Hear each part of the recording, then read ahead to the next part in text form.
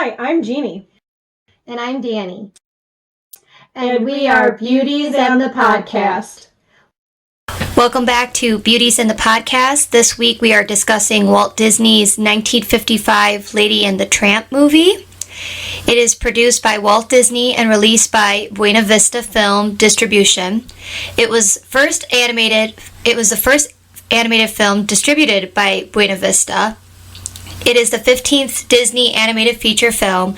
It was the first animated feature filmed in CinemaScope widescreen film process, based on the 1945 Cosmopolitan magazine story of Happy Dan, the Cynical Dog by Ward Green. Lady and the Tramp was released to theaters on June 22nd, 1955 to box office success. It initially received mixed to negative reviews by film critics, but critical reception for the film has been generally positive in modern times. And the film is now seen as one of the best animated films from Disney. Directed by Clyde Geronimi, Wilfred Jackson, and Hamilton Lusk, the film features the voices of Barbara Luddy, Larry Roberts, Bill Thompson, Bill Baucom, Verna Felton, and Peggy Lee. So for this one, it states at the beginning of the film that it is based on the story, or from the story of Ward Green. There are sketches and scenes that we see from the film.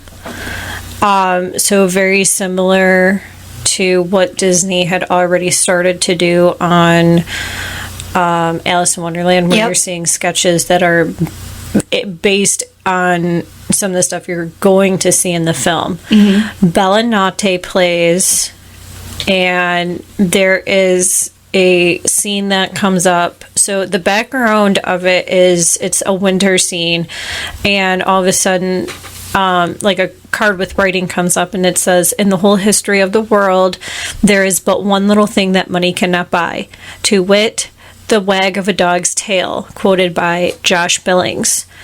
That is followed by a dedication that says, so it is to all dogs, be they ladies or tramps, that this picture is respectfully dedicated. So he dedicated this movie to all dogs, which is cute.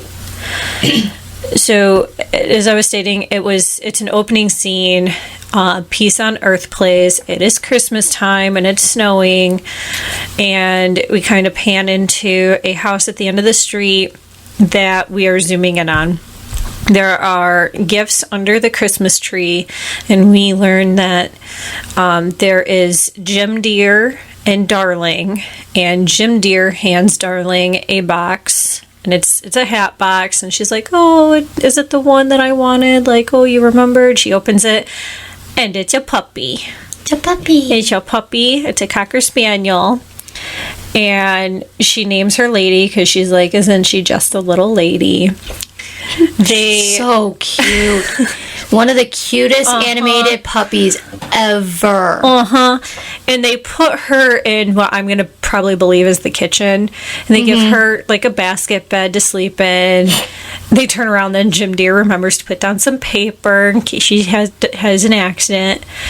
And all she wants to do is play. Like, it's nighttime. She just wants to play. She's got new owners. She spent all this time in the box. She just wants to be right by them. Yep.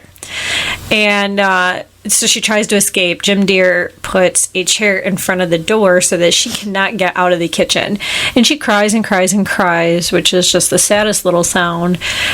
And Jim yells at her. He's upstairs, and he's like pounding on the floor, yelling at her to go to bed.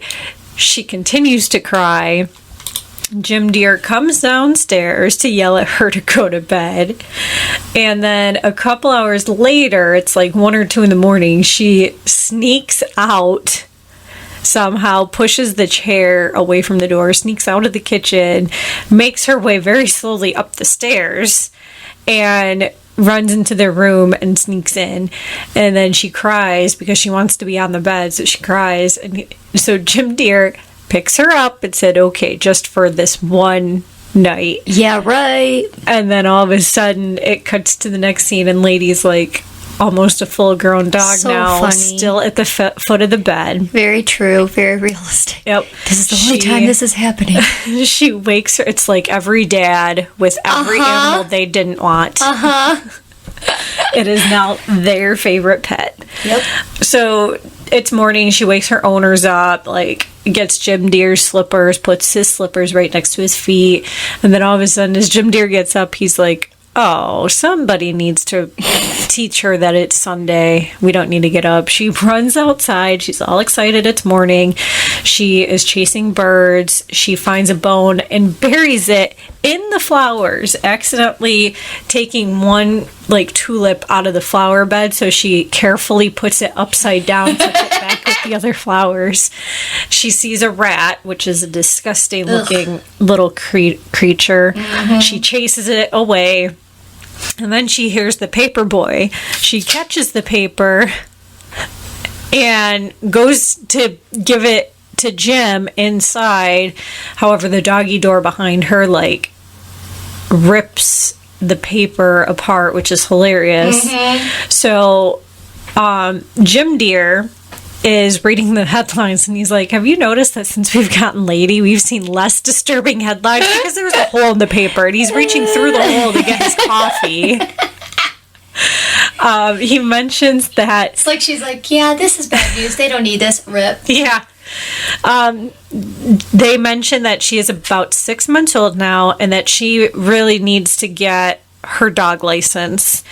And Jim Deere pours a cup of coffee on like a saucer, and then Darling gives her a donut. So Lady has a donut and coffee, just like I know. the adults. Then we see she's got a fancy blue collar and she's got a tag. They tell her to go show her friends. So obviously, like, her owners are like, "Oh, there are other dogs in the neighborhood that she goes and Right, plays like, with." it's fine Like, for it's our like dog. a child. Like, It is. It's fine. Our dog leaves our house, Yeah. goes to someone else's house, and has a conversation all of their own. Yeah. Totally normal. It's like a child. So Lady goes off to show this little Scottish Terrier who is bearing a bone and is like quickly hiding the fact that he just buried a bone where he did and is sitting on the place where he buried it. So that's Jock. Love him. Little Scottish Terrier. She goes to show him and he looks at it and he's like, "Oh, it must be expensive. Let's go show Trusty." Trusty, who up until doing some research on this, I always thought his name was Krusty. I thought it was Rusty. No, but I always thought it was Krusty. Like, I knew that there was a letter before it because I could hear it, but I always thought it was like the K, not the T sound. Yeah. So I always thought his name was Krusty. Oh, my good friend Krusty. I'm sure there's worse names. Krusty's pretty bad. So Especially since he's old. I know. They bad. go off. I'm going to get a dog and name him Krusty now. Oh, don't do that. He's going to be a bloodhound. So Trusty is an old bloodhound, and Lady and Jock go off to go show Trusty her brand new collar and tag. And when they go up to the porch, Trusty is like kicking, and you can tell he is dreaming. And all of a sudden, there's this little caterpillar that's in this plant right next to him. He lands on him, is crawling all over him, crawls off of him, and that's when Jock is telling Lady, "Well, you're old enough to know that Trusty lost his sense of smell." Yep, but we don't talk about it. We don't talk about it because a dog without a sense of smell is very embarrassing. It's taboo. Dogs don't lose their sense of smell. Especially a bloodhound. Especially a bloodhound. So Trusty wakes up and he's looking for whatever he was chasing, and he's like, "Hey, have you seen him? He's about 6'2". And the caterpillar's like chuckling because he's definitely... He's like, wow. He's like 2'6". He's like 2 inches. So he sees Lady's collar, admires it, and then all of a sudden Jim Deere is walking along and he whistles for Lady. He greets her in the street and he races her home. She's like, "Oh, you win again." They go inside and the family is sitting in front of the fireplace, and they say how they have everything. They can't imagine life without Lady. Like, they will never love her any less. and she's like everything to them. She's all like, yay. Yep. Little family of 3. We cut scenes, and now we are at a train station. There's a dog sleeping in an empty barrel, and we hear the train taking off. And as the train's taking off, the dog wakes up, stretches. He's like, need to go dig up some breakfast. So he goes into town, and he sees some brand new puppies, looks at them, admires the little puppies that are for sale, and he's like, oh, where do I want to get food? Do I want to get from here? Do I want to go to here? Do I want to go here? And he's like, Tony's. Breakfast at Tony's. So he goes to the back alley behind the restaurant. Okay, hold on. Pause a minute. He talks about, I want to say it was a French restaurant. I think French. He's like, oh, too many carbs, or whatever the heck it was. And then he's like, let's go to Tony's, an Italian restaurant. Oh my goodness. Did you catch that? I did not catch that. It was so funny. I was like listening to it. I'm like, wait a minute, you're going to an Italian restaurant. That is not Carb Central. Oh Lord, it was carbs or something like that. It's like really, it's the exact same. You're gonna get the exact same thing. But I did not catch that. That was funny to me. So the chef sees this dog and he's like, oh, I'll give you food. You want some breakfast, right, buddy? So like obviously this is like a daily occurrence for this dog, and obviously if that's the way Tony's shows this dog affection, probably all the other restaurants are doing it too. So he's like a usual at the back doors of all these restaurants, which is unusual because you would not think restaurant owners would be like, yeah, stray dog, come on back. Yeah. So the chef gives him like a bone with some scraps of meat that are still on it, and he goes and he takes the bone. He starts, eating the meat off of it, and he sees that there is a carriage that are taking stray dogs to the dog pound. That comes by, it stops. The guy gets out and he posts a notice on the fence that says, warning, notice is hereby given that any unlicensed dog will be immediately impounded by order of City Council. Tramp, which we're going to find out his name, he obviously can read. And he reads this and understands it completely. He looks in the back of the carriage, and that's when we learn, like, they call him Tramp. Do you know what he reminds me of? Balto. I've never seen Balto. What? Oh my gosh. People. Am I right? Doesn't he remind you of Balto? Stray dog, running the streets, has other dog friends, but basically is on his own, wants a family. He's Tramp. Never seen You Balto. have to see Balto. It's so good. There's so many good characters in there. I have issues with animal movies. Like, nothing happens with him. Oh, okay. He doesn't die. Okay. I mean, at the very, very, very end, after he's been an old dog, and it's a half. Spoiler alerts. It's a half live action, half animation, and it's about the grown up grandma is telling her granddaughter, and she takes him to the statue in the park that is honoring Balto for his efforts. Gotcha. It's actually a really good movie. You would thoroughly enjoy it. Yeah, I'm very leery when it comes to animal movies. But he doesn't die, like, of anything. Okay. Nothing bad happens to this dog? No. Okay. Like, he doesn't get killed by something stupid. But he's basically Tramp. He's on his own. He lives with a few other animals. He goes into town, gets bones from people. This little girl likes him, but he has no family until he falls in love with the girl dog. Gets a collar. Same storyline. Anyway. Gotcha.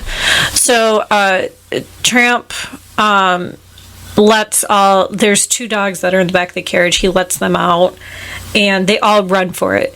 The dog catcher sees this, runs and chases Tramp. Tramp ends up just sneaking in the back fence. Like, there's a fence and a gate. He sneaks in there, and the dog catcher's like, oh, you must have just went this way. You must not have went to the gated area. So Tramp all of a sudden just looks around him, and he's like, I'm in Snob Hill. It's the fancy neighborhood. Snob Hill. Snob Hill. It's going to be what I call places now. So we are now back at Lady's house, and Trusty and Jock come around, and they see that she's outside, and she's very sad looking.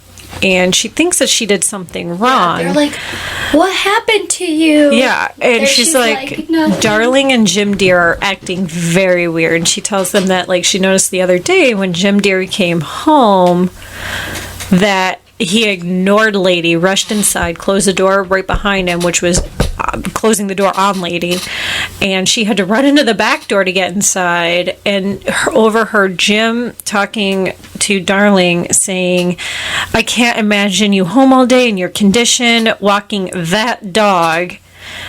And Lady was just like, I've never been called that dog before. Like, What did I do? I did something wrong. She talks about how Darling was knitting a pair of booties, and she won't play or walk with Lady. Like, Lady wants to walk. She's like, no, not now. She wants to play. She's like, no, not now. Lady doesn't understand, so she tries to play with the bowling yarn that she was using, and then she gets yelled at, and Darling hits her for playing with the ball of yarn, and she totally doesn't understand that. So she thinks she absolutely has done something wrong, but she doesn't know what it is. Jack and Trusty talk to her, and they're like, oh, Darling is expecting. And she's like, what? They're like, they're expecting a baby. She doesn't know what a baby is. No, she was the baby. Yeah. Tramp overhears this and decides, I'm going to join in this conversation. And he calls all babies home wreckers. I mean, he's not wrong. He is not wrong. From a dog's point of view, yeah, a baby can be a home wrecker. Absolutely horrible. And he starts describing, like, what to expect with owners starting to yell at dogs once children arrive, and all of a sudden they're going to start sleeping outside, and they get treated very horribly after their humans have children. That's probably what happened to him. Probably. So then we keep cutting scenes, and, like, you can tell, like, they're trying to rush through time at this point. So we see Darling at one point is in a chair. She's writing down some names while Jim Deere is preparing a nursery. They're all girl names that she's writing down. They are absolutely, and they were pink booties that she was knitting. So she really wanted a girl. She wants a girl. Oh, and he's like, is there any way we could find out what it is? Because this is the time period where they probably did not have... There is nothing... ultrasounds or anything that they could determine Nope. the boy or girl or whatever. Nope. So they have no idea. Yeah, so it is what it is. You find out when it arrives. And she's like, nope, there is no way for me to determine if I'm having a girl or a boy. I'm going to hope for a girl. He's probably hoping for a boy. So it cuts to a couple months later where Jim Deere has to go out in a terrible snowstorm because Darling in his pajamas at night, and Lady is very confused, and he's like, Jim Deere screams up, he's like, are you sure you want watermelon in the middle of winter? And she's like, yeah, and could you get me some chop suey as well? Yum. Watermelon and chop suey. So it cuts again a couple months later, and Lady is walking around. It is the baby shower. She goes from one room to another. She goes from a room of women to a room of men. Very confused. Nobody's paying attention to her. Which, at a baby shower back then, I'm guessing they just did whatever the mom or dad thought for the sex of the baby was. So they probably got a bunch of girl stuff. Or it was just gender neutral. Or it was both. It possibly could have been both. I don't know. I thought of that when I saw the baby shower after they made a big deal about not knowing what the sex of the baby is. I'm like, yeah, I'm assuming how the heck will you know what color to get the baby? Yellows, greens, and then the crib was both. They think that? But the crib was both. The crib was a blue crib with pink bows. That is true, which to me is still very girly. It is. But if you have a second baby, it works. Oh, if the that's baby's true. a girl. So I mean, it's probably stuff like that would work for if Both. baby number 2 was the opposite. Yep. Got it. So it is now April. Jim is on the phone with Aunt Sarah. We have not formally met Aunt Sarah yet, but she is on the phone. She's all excited. He's all excited because guess what? It's a boy. Yep, they had the Yes. baby. Before this, there's like a scene with the calendar, and he's Yes. going to circle the date that the baby might come, and then he's like, and just circles the whole month. Yeah. And Yep. that's how the time counts down. She, like, because Lady watched him do this. Uh-huh. So then she's like, oh no, that 1 month that he circled the whole month, something really bad's going to happen then. Yep. So all of a sudden, Lady hears the baby crying, and she's very, very curious. She still does not know what a baby is. Nope. At all. Nobody has quite explained it to her as to exactly what is a baby. So she wants to know what a baby is. What is a baby plays, like she's singing it in her head. She very cautiously goes upstairs because she heard the baby crying. And she just kind of peeks around the door into the room, and she sees Darling walking, holding the baby, and she's singing a lullaby. She sets the baby into the, it's like a crib bassinet type thing. Yeah. Like, it's not really a crib, but it's not really an entire it's like bassinet. a rocking It's crib or something. yeah, it's some kind of like hybrid that I'm pretty sure was a common thing for that time period. So Lady goes in, she's like trying to get on her hind legs to see what's inside. Jim Deere sees this and picks her up so that she can see what a baby is, which still is like, oh, like you're still like one of the number one things in their lives. Like Yeah, they're showing their eldest to their youngest. Yep. Lady loves the baby. Like her biggest thing now is to protect the baby. She's got purpose again. Yep. Now that she knows what it is and that her owners still like her, like she's like, oh, okay. So all of a sudden it cuts to they are packing to go somewhere. Don't know where they're going. I think like a vacation. Probably to get away from like the baby, like trying to First vacation away from the baby. Yep. And Darling's having a hard time. They walk out of the room with their suitcases, and Lady is like, no. She's giving them an evil look. How and dare they you know- leave this baby? And it is so funny because they know. Like, they're like, oh, Lady thinks we're rocking out on them. And they're like, don't worry, Aunt Sarah's coming. And then Lady's like, oh, okay, I don't know who Aunt Sarah is, but she must be, like, A decent human being. good if she's gonna, Aunt Sarah's coming. So all of a sudden, Aunt Sarah comes in. She doesn't look like that bad of a human being. Looks can be deceiving. So Aunt Sarah comes in, and she's like, oh, I have to go see the baby. So she goes to see the baby. Lady follows her because Lady loves the baby. And she's like, no, you can't be in here. Like, What is wrong with you? well, yeah, no dogs allowed. So Aunt Sarah, who picked the baby up, don't wake a sleeping baby. If you don't know that, you're an idiot. You never wake a sleeping baby. You leave them. You don't pick them up. You don't do anything. She you didn't care. leave She was them. just like, baby. And she doesn't care. She picks up the baby, yells at Lady. Lady runs out of the room because she's chased out, and Aunt Sarah slams the door on Lady. Which is probably traumatic for Lady because one, they never yell at her. Oh, Two, yeah. her whole purpose is to protect and defend that baby, and now her owners are not here, so now it's really, she feels like it's fallen on her shoulders, and now she's kicked out of the room. Yeah. So and Aunt Sarah blames her for making the baby cry, for Even frightening though them, frickin' even though Aunt she- Sarah has been yelling, slamming doors, and all of Picked that her nonsense. the baby up. Whatever. Yes. Leave the baby alone. So she goes downstairs, where we see a picnic basket and some shifty eyes inside in the basket with some tails that pop out.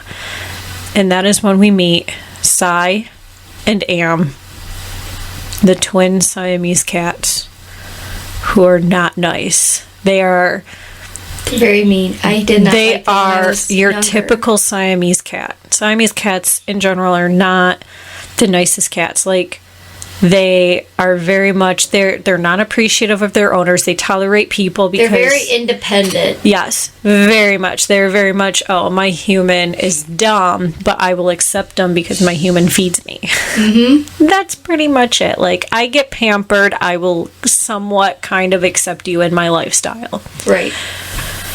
The Siamese cat song plays, which I didn't know that's a stupid name. Like, I thought it was like We Are Siamese or Yeah. something like that.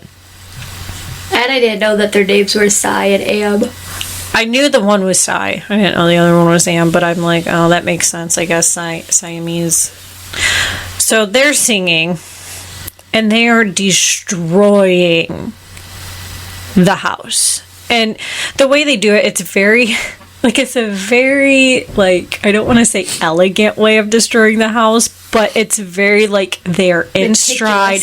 It's, oh my goodness, yeah, like, it is not like, let's run and destruct everything. Right. Like, it is, like, they want the fish in the fishbowl. So they carefully, like, try and get the fishbowl that is sitting on, like, a very long, like, piece of tablecloth. Like a runner. So they're taking the runner. Lady sees this, tries to take the runner the other way, and they're like, we're gonna let go. And then Lady just takes it, falls backwards, takes it with the bowl with her, and that's how they get the fish. But they don't really get the fish because Lady protects the fish, which that's the whole thing. Bird, they wanted the bird in the bird cage, destroyed that because Lady's trying to protect it. Then all of a sudden they're like, oh, we hear the baby. The baby means there's milk nearby. I love that. I love that song. I love that. So then they decide we're going to go upstairs to go see the baby because there's milk and we want milk. We are food driven. We want food. Give us food. Yes. Food is life. So Lady's like, blocks them from going upstairs. They throw themselves down the stairs. Like, Lady chases them, she throws themselves, and all of a sudden Aunt Sarah hears this, comes outside and sees the cats that are injured. They're not injured. They're acting to be injured. Like, they're acting like they were just... Oh, this dog attacked me! So then she yells at Lady and takes her poor little babies upstairs with the actual baby to go get some milk. The next day, Sarah buys a muzzle for Lady. The guy... I don't like that no. scene. It's not my least favorite scene. I don't like it, but I have a least favorite one in this. Aunt Sarah buys the muzzle. The guy goes to put it on. Lady freaks out, runs out of the store. And this muzzle is not, it's a muzzle that has a leash attached to it. So she is now running in the street with a muzzle connected to a leash that's flying behind her. She eventually runs through an alley, and other dogs are now chasing her. She hides behind a couple of trash cans. Tramp hears and sees this and runs to her aid. He gets into a dog fight with the other 3 dogs that have chased her, gets them out, so he protects her, and he sees that she is now on, like, she's got a muzzle. And he's got, like, little pet name. He calls her Pidge or Pigeon. So he takes the leash and walks her to try and find someone or something to remove this muzzle. So he's like, the zoo. The zoo should help us. And I was so confused. So Lady's like... He took her to the zoo. I was like, how is this gonna help? Yeah. And it says no dogs allowed. So she's like, we can't go in there. It says no dogs. And he's like, Pidge, don't you worry. Sees this poor guy walking out of the zoo. And he acts like he's this... guy's dog. Which is so funny and smart. The security guard is like, hey, can't you read the sign? And the guy's like, well, yeah. But he doesn't understand what's going on. He's like, that's your dog. And he's like, this is not my dog. And Tramp is all over this guy. Like, he jumps up in his arms. Yep. Jumps up in his arms, licks him. The guy drops his book. Tramp hands him the book. Like this guy you're my owner. Barks and snarls at the guard, who he's like, he like tries to protect this guy from the guard. Really sells it. And so the guard and this guy walk to the side, yell and scream at each other about who owns this dog. So Tramp's like, we're in the clear, and just walks Lady into the park. The park goes from A to Z, animal-wise. They start with the apes. He's like, we can't trust apes. They're too close to humans. They're way too close to humans. So then we get to, there's some laughing hyenas and everything, and then we get to the beaver. And Tramp's like, let's see if I can get the beaver to just gnaw this thing off. So the beaver's like, can't you see I'm busy? Like, I need to build a dam. Like, there's water rushing every minute. Yep. Can't you see my issue don't have here? time. And lady hops on the bandwagon with Tramp, and she's like, no, we could sell you this. Well, how much is it? Oh, it's free. It's a free sample because it's a prototype. And he's like, oh, free. Well, how do you get it off? And Tramp's like, oh, you just have to put this between your top teeth and your bottom teeth and then bite down. He bites down and gets it off. And she's free. He's like, oh, so Tramp shows him how it works. He jumps off, the muzzle goes on his face, and then he falls back, hooks the log that he was chewing on. It accidentally rolls down because the beaver fell. And accidentally lands perfectly in place to dam up the river. And he's like, wow, it worked. Because Tramp's like, oh, it cuts production times to 60%. And He's like, it does. And then all of a sudden, boom, job done. And it was like, oh, this thing is awesome. Thanks. Yep. So they get out. They somehow come out of the zoo. I guess the two are still arguing. Don't know. Tramp's like, oh, I can walk you home. And she learns that he doesn't have a family. Like, he's showing her, like, all the homes. He's got a Monday home, a Tuesday home, a Wednesday home, a Thursday home. He's got all these homes for different days of the week. So he doesn't have one family. And that's how he gets food. He takes her to Tony's. And Tony was just going to be like, you know, one of the chefs, there's two. One of them is just going to be like, oh, the usual, we're going to give you some scraps. And then the other one's like, no. He has a lady. Don't you dare do that. That is not. This is a date. Yep. So they set up a little table with a tablecloth. They have a candle. They've got some breadsticks. And they serve them spaghetti. And they share it. The two chefs together play Bella Notte as the dogs eat, and Tramp has now set the bar for every single date in the entire world. You're welcome. You're welcome. And anytime that you're eating spaghetti with someone, you automatically think that you have to Lady in the Tramp it. Yep. So they end up taking a walk, like they're on a cute little date. It's nighttime. They take a walk. They're walking in wet cement. It clearly says wet cement, but they're still walking in it. Got little puppy footprints all over. They go to a park. They walk over the bridge that is near, it goes over a creek. And then they end up on a hill that overlooks the town. There's a bunch of other cars that apparently that's like the dating area, because there's a bunch of cars behind them that are a safe spot. Point. Yeah. So it is the next morning.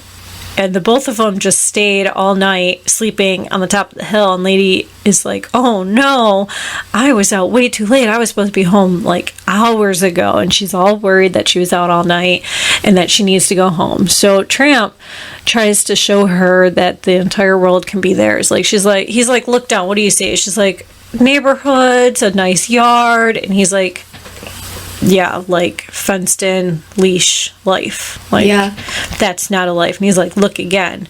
And he tries to show her like what's beyond all of the neighborhoods and the backyards and how they could like take over the whole world. Basically at Aladdin. Yes, basically. However, she is very worried about this baby still. So she convinces him to just take her home. So on their way home, he sees a farm and he's like, let's go chase some chickens because it's a fun way to build memories. And she's just like, are we allowed to? And he's like, sure. So he digs a hole. They go into this little chicken yard. He goes into the coop. He barks, chases the chickens. Chickens are running. And then all of a sudden, the farmer starts shooting at whatever is chasing the chickens. She's all like, what's that noise? Yeah, what's that? That's time to go. That's the alarm. Gotta go. Bye. Yep. So they run. She follows him. However, she gets caught and taken to the pound. He keeps running, not realizing that she's right behind him because he just thinks she's right behind him. By the time he realizes it and goes back, he sees that she has been taken as is in the back of the carriage going to the pound.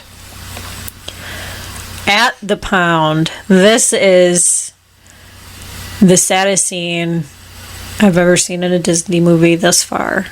It doesn't bother me because of how the dog's attitudes are with the singing. Yeah. And, like, there's humor in it. Yeah. It lightened it up for me, so it doesn't bother me that much. It is a very, if you've never seen this or if you've forgotten, it is your typical Sarah McLachlan dog pound. In the arms of an angel. Yes, very sad. The dogs are crying. There's howling and crying, which we find out is a song. Yeah, they're prison singing. Yep. As it ends, like they stop, the one dog looks behind him. He's like, "How much you got going?" And there's a dachshund that is digging a hole out of the pound. And he's like, "Oh, just one more verse." So they're like, "Oh, okay." So they're like, "All right, let's do one more verse." And as they start to howl again, they bring Lady in. And then he puts all the dirt back in his hole. So now he has to start all over. And then he sits on it. Like, you can't tell that it's disturbed dirt under his butt. Very counterproductive. Like a little hill of dirt. He's sitting on it like, nope, can't see nothing here. I love him. That's what I'm saying. There's, like, humor in the singing. And it lightens it up. Yeah, this part does, yeah. So they bring Lady in, and everybody is making fun of her. She's a fancy dog. She is not a street dog. She has a collar and tags, and you can tell she's clean. She does not belong there. And as everybody is making fun of her, this female dog who is named Peg tells them, "Listen, you need to stop," and starts sticking up for her. And as she stops them, they see a dog getting taken back out of his kennel to go and be euthanized. Which, that's a sad moment. Yeah, but the dog doesn't know. He's literally, like, oh. He is all happy. He is the happiest guy. And they say that's the best attitude to have. Like, he doesn't know. Here's my question. How did they know that he was actually being euthanized and not... They probably don't. Adopted. They probably just assume that you go back behind the door and you don't come back. Right. That's my question. Because later on when they take Lady out, they don't all freak out that she's going to die. But they know because she has tags and the guy comes back and says, you don't belong here. We know you're going home. Yeah, that's true. So... all of a sudden the dogs mention the Tramp, and that catches her ears because she's like, "Who? Like, I know a dog named Tramp." And they talk about how he's never been caught. He roams the streets, like he knows the streets very well and has never been inside the pound, and that his only Achilles heel are the dames.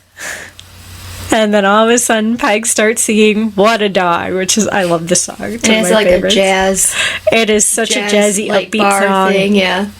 Yep. Like there's a spotlight on her. The room's kind of smoky. She's got that like jazz attitude going on when she's singing. And she wishes that she could walk the way, like, towards Tramp's way and all of that, but it'll never happen.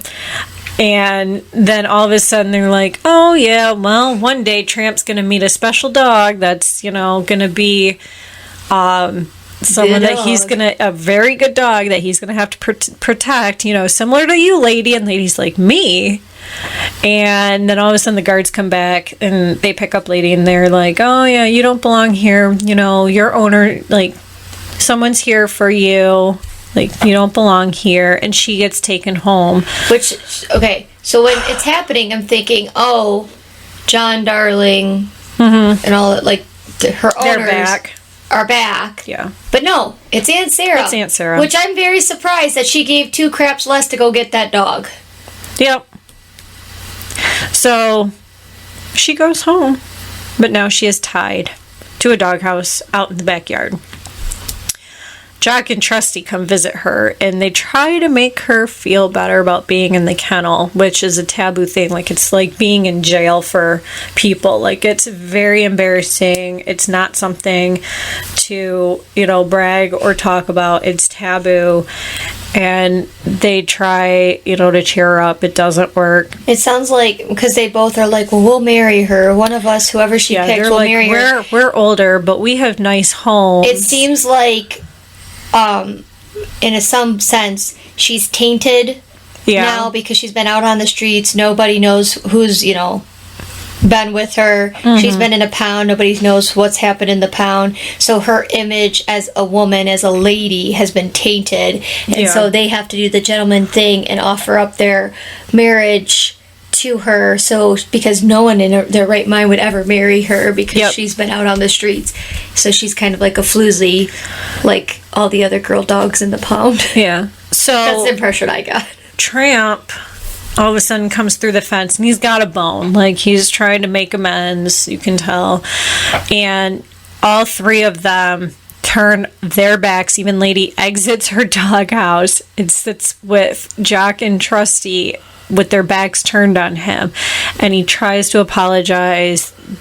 Jock and Trusty want nothing to do with him. Lady all of a sudden gets a little sassy and starts confronting him about Trixie and all of the other female dogs that were mentioned to her while she was in the pound.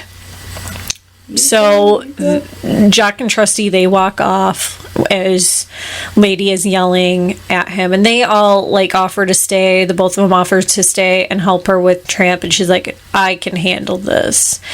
So she yells at Tramp. Tramp just kind of like embarrassingly walks off and walks away.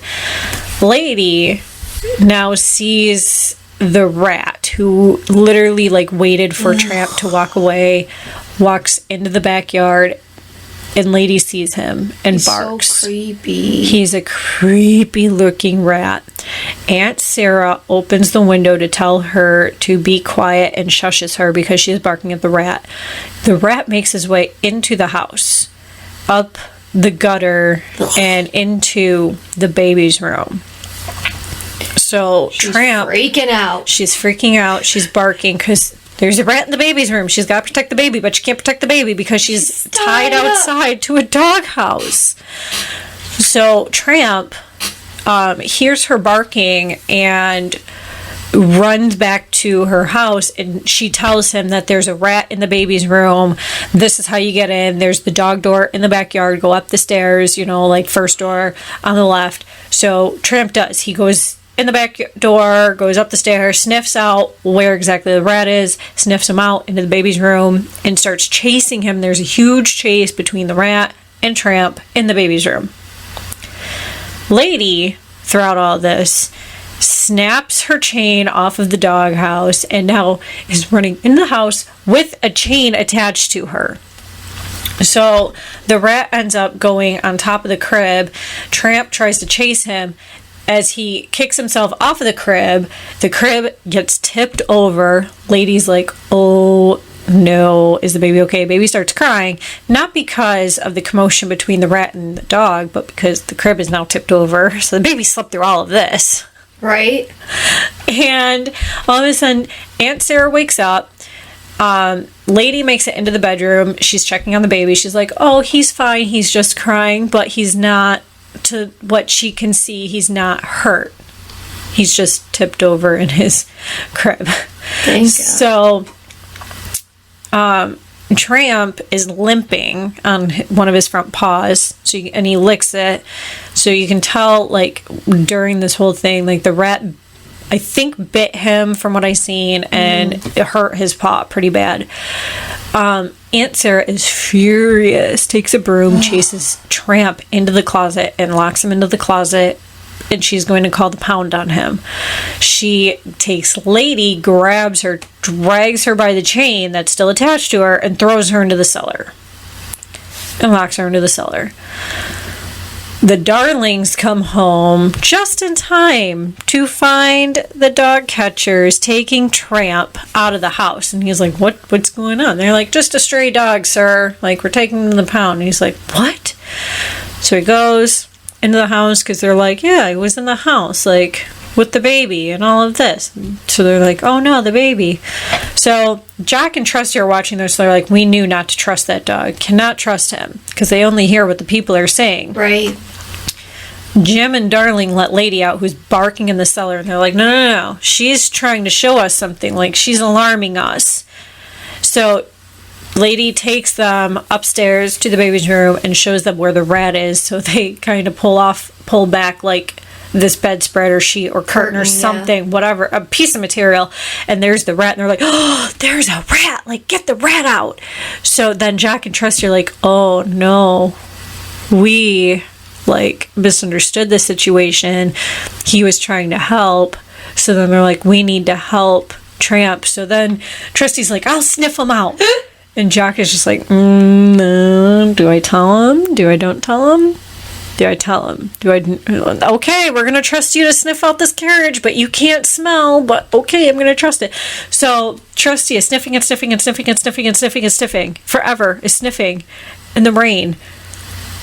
And all of a sudden, Jack is like, you can't smell. Like, you can't smell. And he takes serious offense to the fact that Jack says he can't smell. All of a sudden, Trusty's like starts howling and goes one direction. Starts sniffing and sniffing and sniffing and sniffing. Howls, goes another direction. He's like, I will prove you wrong. And he ends up finding the carriage, which means he can somewhat still smell. When he's really mad. Yes, and now he's really mad. So they chase down the carriage. The carriage, the driver's like, oh no, like, dog in the road, like, whatever. Carriage totally tips over. And all of a sudden, Lady finds them as well. Like, she runs out of the house, she finds them. And Trusty is pinned under the wheel because the carriage is now sideways on its side. They get Tramp out, and we all of a sudden cut scene to, it's Christmas time again. And now Tramp is part of the family, and there are all of a sudden 3 little baby ladies and a baby Tramp. So cute. Jim is trying really hard to take a photo of the entire puppy family and their baby. And then all of a sudden they're like, oh, we have visitors. And Jack and Trusty come visit. And Trusty's in, like, he's got like this little cast on his leg. So he didn't die. He just hurt his leg. Jack's got a really cute sweater. Jack has his little Scottish flannel sweater thing going on, and the little Tramp puppy bites it. It is trying to unravel it. And Lady's like, no, we're going to put you over here where you can't reach it. Puts him in a box. So the puppies are so adorable. And then all of a sudden, like, the puppies and the baby are playing, and Trusty is like, have I ever told you about my uncle, Old Reliable? Which he has said that, like, probably 2 or 3 times throughout this movie at this point, and every time everybody's like, yes, you have, shut up. Except this time the puppies are like, no, you haven't. Oh, Uncle Trusty. And he's like, whoa, I haven't? Yeah. However, he can't remember half the stories about Old Reliable. He hasn't been able to tell them, so he's forgotten at this point. And he's like, well, shucks. So it's a very Merry Christmas, and then the camera just kind of zooms out, and that is the end of Lady and the Tramp. So it came full circle, Christmas to Christmas. And they made sure to mention that Tramp's got a collar with a tag on it. Yep. So he's got a home. In 1937, Walt Disney Productions story artist Joe Grant came up with the idea inspired by the antics of his English Springer Spaniel, Lady, and how she got shoved aside by Joe's new baby. He approached Walt Disney with sketches of Lady. Disney enjoyed the sketches and commissioned Grant to start story development on the new animated feature titled Lady.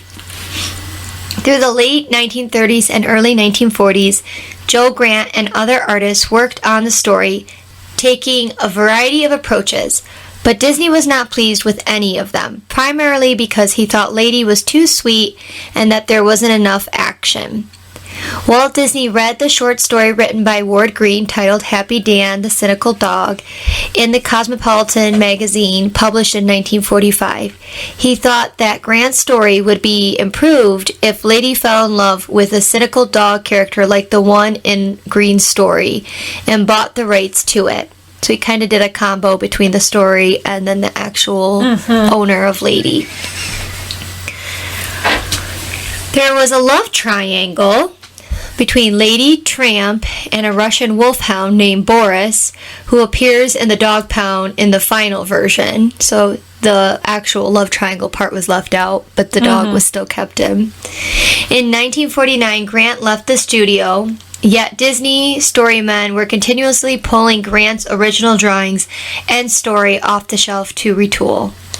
A solid story began taking shape in 1953 based on Grant's storyboards and Green's short story. Green later wrote a novelization of the film that was released 2 years before the film itself, as Walt Disney insisted so that the audience would be familiar with the story. Grant did not receive film credit for his story work, an issue that animation director Eric Goldberg hoped to rectify in the Lady and the Tramp Platinum Edition's behind-the-scenes vignette that explained Grant's role. Singer Peggy Lee not only voiced 4 characters, but co-wrote 6 songs for the film. As they had done with the deer on Bambi, the animators studied many dogs of different breeds to capture the movements and personality of dogs. How fun would that be, going to the office and there's 15 different dogs? Puppy day. Puppy day. Although the spaghetti eating sequence is probably now the best known scene from the film, Walt Disney was prepared to cut it, thinking that it would not be romantic and that dogs eating spaghetti would look silly. Animator Frank Thomas was against Walt's decision and animated the entire scene himself without any layouts. Walt was impressed by Thomas's work and how he romanticized the scene, and so he kept it in. On viewing the first take of the scene, the animators felt that the action should be slowed down, so an apprentice trainee was assigned to credit half numbers in between many of the original frames. Originally, the background artist was supposed to be Mary Blair, and she did some inspirational sketches for the film. However, she left the studio to become a children's book illustrator in 1953. Claude Coates was then appointed as the key background artist. Coates made models of the interiors of Jim Deere and Darling's house and shot photos and film at a low perspective as reference to maintain a dog's view. Ivan Earle, who later became the art director of Disney's Sleeping Beauty, did almost 50 miniature concept sketches for the Bella Notte sequence and was a key contributor to the film. In its initial release, the film took in a higher figure than any other Disney animated feature since Snow White and the Seven Dwarfs, earning an estimated $6.5 million in distributor rentals. When it was re-released in 1962, it grossed roughly between $6 and $7 million. During its 1971 re-release, the film grossed $10 million, and when it was re-released again in 1980, it grossed $27 million. During the fourth release in 1986, it garnered $31.1 million. Lady and the Tramp has had a domestic lifetime gross of $93.6 million and a lifetime international gross of $187 million. When Lady and the Tramp have a night out on the town, they put their paw prints in that little heart with the arrow, and there's initials JM and EB. Tramp's paw prints are put under JM, while Lady's appear under EB. There's controversy about who those might be. There's talk that it's the names of the actual characters, which should be Jim and Elizabeth Brown. Mm-hmm. Whatever Jim's real last name is, we do not know. Yeah. But that's like it kind of the reason why it's JM and Elizabeth Brown is because they weren't married yet, because they say married people don't do things like that. It would be something that you were doing on a date. That's why it was before all of this happened or whatever, when they got married and had a baby.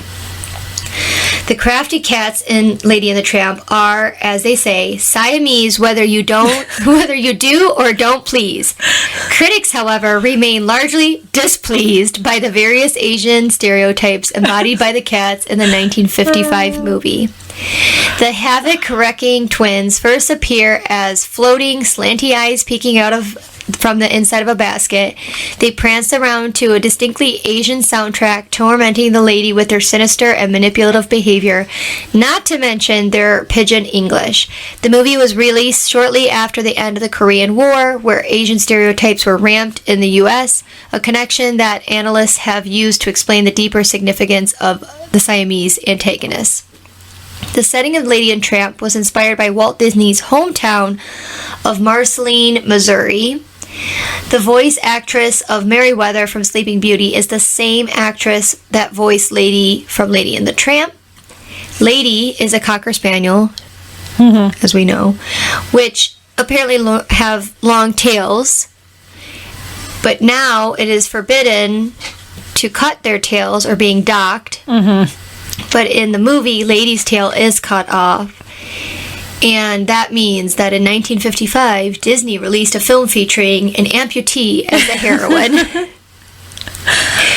The dogs locked up in the pound, I notice, seem very similar to the dogs at Oliver and Company. The only difference, I mean, besides artistic, they're changed a tiny bit artistically, is some that were boys are girls and some that are girls are boys. But they have the Russian dog, they have the terrier, they have the bulldog, they have the little Mexican chihuahua. So it is very similar to the dogs in Oliver and Company. And the voice of Aunt Sarah is played by the same voice actress who did the fairy godmother's voice in Cinderella. So the Crazy Laugh the Hyena was provided by Dallas McKinnon. It was later used as stock sound effects for crazy laughter, especially the laughing hyenas in the It's a Small World attraction. It was also heard in the 1979 horror film Tourist Trap, Jon Favreau's 2003 Christmas comedy film Elf, and as the original voice of Ripper Roo in the Crash Bandicoot video game franchise. The footage of the chicken sleeping in the barn is recycled animation from the 1938 shoot Farmyard Symphony. Never heard of it or seen it. I feel like I've seen it, but I didn't know that was the name. Like, I feel like I saw it on TV and was just watching it, but didn't know anything more about it. I don't think I've seen it. Maybe I have. Or I'm confusing it with, like, a different cartoon. Every other cartoon out there that has a chicken coop. Probably. In early script versions, Tramp was first called Homer, then Rags, then Bozo. However, in the finished film, Tramp never calls himself a proper name. Although most of the film's canine cast refer to him as the Tramp, Tramp has other names that are given to him by the families he visits weekly for food, such as Mike and Fritzy. However, he doesn't belong to a single family, so his name is never confirmed. And although most comics and indeed the film's own sequel assume that he is also named Tramp by Jim Deere and Darling. The character that eventually became Aunt Sarah was softened for the movie in comparison with earlier treatments. In the film, she is a well-meaning busybody aunt that is revealed to be the sister of Darling's mother in the Green novelization, who adores cats.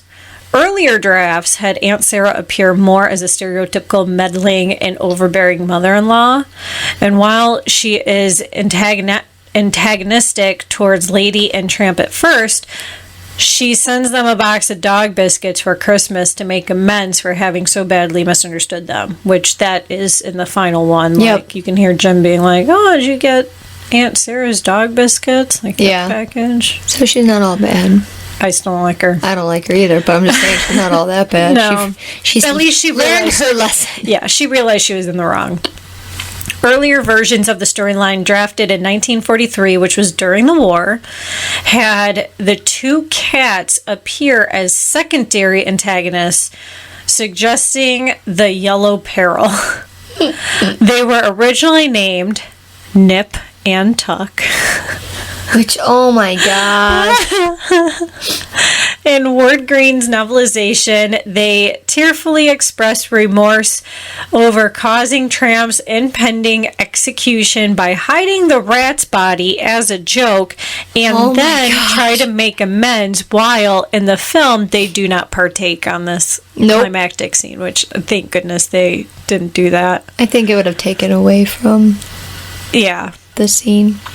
In pre-production, Jim Deere was known as Jim Brown, and Darling was named Elizabeth. So that comes back to their names. Yeah, with the JB and So these were dropped to highlight Lady's point of view.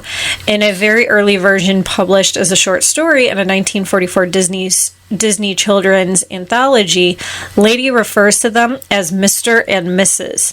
But to maintain a dog's perspective, Darling and Jim's faces are rarely shown. The background artist made models for the interiors of Jim, Dear, and Darling's house and shot photos and film at a low perspective as reference to maintain the dog's point of view. Which makes sense. And I think we only see their faces once. Yeah, it's similar to Tom's various owners in Tom and Jerry cartoons. Yeah, yep. The film's opening sequence, in which Darling unwraps a hat box on Christmas morning and finds Lady inside, is based on an actual incident where Walt Disney presented his wife Lillian with a little chow puppy as a gift inside of a hat box. Yeah, and to make up for having previously forgotten a dinner date with her is the reason why he got this. And initially she was angry because she thought he'd picked out a hat without her and that he was going to pick out a bad one. But when she realized that it was a dog, she was fine with it because she apparently at some point had told him the only type of dog she would care for would be a chow because she had heard they didn't smell that bad. Sure. Which, I mean, they have a lot of fur, so I don't know how she thinks that, but okay. Yep. Okay. So the beaver in this film is very similar to the character of Gopher from the Winnie the Pooh franchise. 100% can hear it. Yep, right down to the speech pattern and a whistle noise when he makes the S sound, so it whistles. This voice was created by Stan Freberg, who has an extensive background in commercial and comedy recordings. On the Lady and the Tramp Platinum Edition DVD, he demonstrates how the effect was done and that a whistle was eventually used because it was too difficult for him to maintain the sound effect. I could see that. Yeah. Also, it's like, oh, an animal has buck teeth. They're going to whistle. Yep. The rat, which a somewhat comical character in some early sketches, became a great deal more frightening due to the need to raise dramatic tension. Yeah, it's creepy. Yeah. It's very, very sinister. Very, very, like, dark and just creepy. This was the first Disney animated feature filmed in CinemaScope. Presented in an aspect ratio of 2.55 to 1, it is to date the widest film that Disney has ever produced. Sleeping Beauty was also produced in an original 2.55 to 1 aspect ratio, but it was never presented in theaters this way. The film is nevertheless presented in its original 2.55 to 1 aspect on DVD Platinum Edition release. The new innovation of CinemaScope presented some additional problems for animators. The expansion of canvas space made it difficult for a single character to dominate the screen, and groups must have been kept out to keep the screen from appearing sparse. Larger takes became necessary since constant jump cutting would seem too busy or annoying. Layout artists essentially had to reinvent their entire technique. Animators had to remember that they could move their characters across the background instead of the background passing behind the characters. Animators had to overcome the obstacles during all of the action scenes, such as Tramp killing the rat. However, some character development was lost as there was more realism but fewer close-ups, therefore less involvement with the audience. More problems arose as the premiere date got closer. Although CinemaScope was becoming a growing interest to moviegoers, not all theaters had the capabilities at this time. Upon learning this, Walt issued 2 versions of the film to be created. One in widescreen and another in the original aspect ratio. This involved gathering the layout artists to restructure key scenes when characters were outside the area of the screen. So he made Fantasia with Fantasound. I was just going to say that. He now decided, Did not learn let's his do lesson. CinemaScope. Didn't learn that not all theaters had Fantasound. Now he's doing CinemaScopes. Now you have to make 2 different films of the same This is film. much work. Yes. And your company keeps having financial issues. Yeah. Why? Yeah. Ah! I mean, it takes money to make money, but I mean, as of now, like, you have how many films that were failed to how many films that Worked? were great. Like, your films right now are not doing that great overall.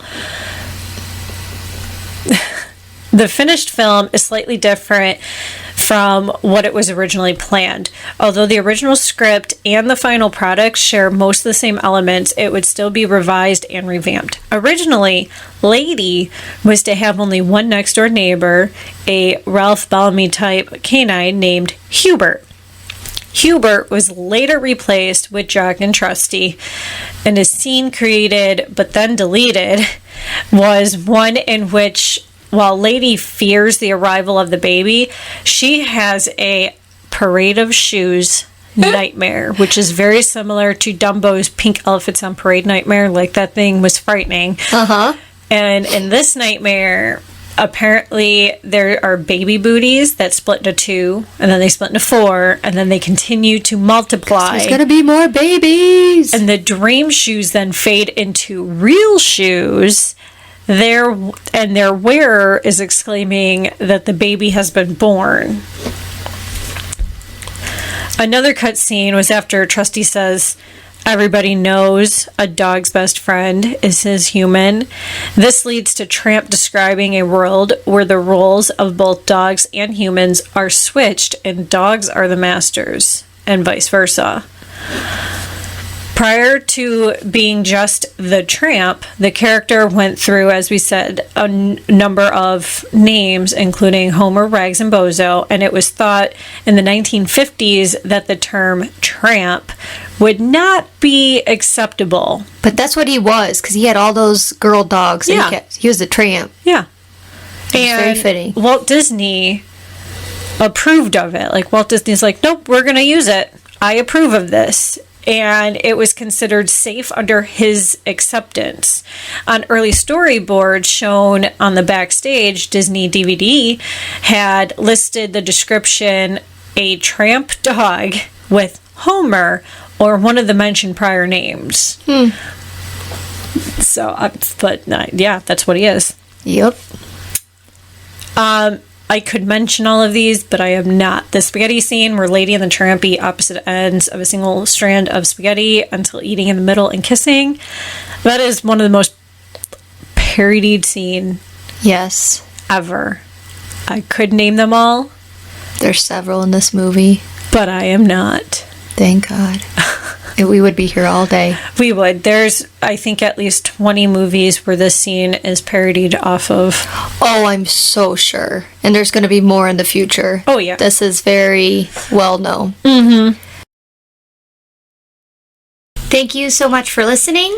Be sure to like, comment, and subscribe. You can find us on Facebook and Instagram. For additional content, find us on Patreon. And don't forget, beauty is found within.